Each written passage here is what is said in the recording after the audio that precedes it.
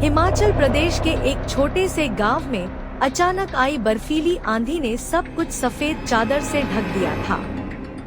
बच्चे बर्फीली गलियों में दौड़ रहे थे, स्नोमैन बना रहे थे और बर्फ के गोले फेंक रहे थे।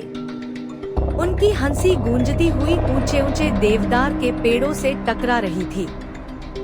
10 साल की आलिया और उसका छोटा भाई कबीर पूरा दिन अपने घर के बाहर एक बड़ा स्नोमैन बनाने में लगे रहे। उन्होंने उसकी आंखें रसोई के चूल्हे से निकले जले हुए कोयले से बनाई और एक टेढ़ी मेढ़ी मुस्कान टूटी हुई टहनियों से बनाई।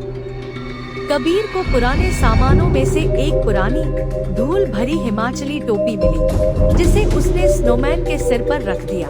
इससे वह और भी ज्यादा इंसान जैसा लगने लगा। ये थोड़ा डरावना लग रहा है, आलिया ने अपने दस्ताने झाड़ते हुए कहा। कबीर मुस्कुराया। मुझे तो अच्छा लग रहा है, इसे बाबा बर्फ कहेंगे। उस रात आलिया की नींद अचानक बाहर बर्फ पर किसी के चलने की आवाज से खुल गई। उसने खिड़की से झांका और सिहर उठी। स्नोमैन वही था, लेकिन उसका सिर थोड़ा एक तरफ झुका हुआ था और उसकी मुस्कान और भी डरावनी लग रही थी। आलिया को एक अजीब सी सिहरन हुई। ये सिर्फ मेरा वहम है, उसने खुद को समझाने की कोशिश की। सुबह होने पर उन्होंने घर के चारों ओर अजीब सी पैरों की छाप देखी, गहरी पंजों जैसी निशानियां, जो स्नोमैन से निकलकर पूरे घर का चक्कर लगाकर वापस चली गई थी। कबीर ने इसे मजाक में उड़ा दिया, लेकिन आलिया के मन में बेचैनी बढ़ती जा रही थी, जैसे कोई छुपकर उन्हें देख रहा हो।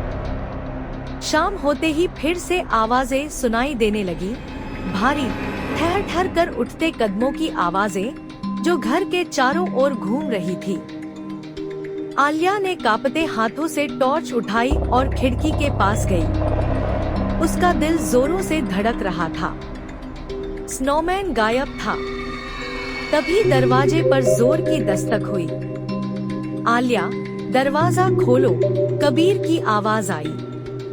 वह ठिठक गई। फिर एक और दस्तक, इस बार और भी तेज। वह भागकर दरवाजे तक गई, लेकिन दरवाजा खोलते ही उसके मुंह से चीख निकल गई। सामने कबीर नहीं था, वहाँ बाबा बर्फ खड़ा था। उसकी कोयले जैसी काली आंखें टिमटिमा रही थी और उसकी टहनियों जैसे हाथों से बर्फ की धारें टपक रही थी, जो पंजों जैसे दिख रहे थे।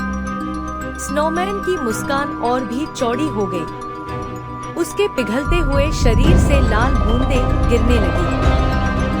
आलिया ने चीखने की कोशिश की, लेकिन उसकी आवाज बर्फीली हवा में गुम हो गई। स्नोमैन ने एक कदम अंदर रखा और दरवाजा धीरे धीरे बंद हो गया। सुबह घर के आसपास सिर्फ पैरों के निशान बचे थे, जो घर से निकलकर घने हिमालय जंगलों में गुम हो गए थे। Thanks for watching. If you enjoyed the video, don't forget to like, share, and subscribe to my channel for more great content. Hit the bell icon to stay notified about my latest uploads. See you in the next video.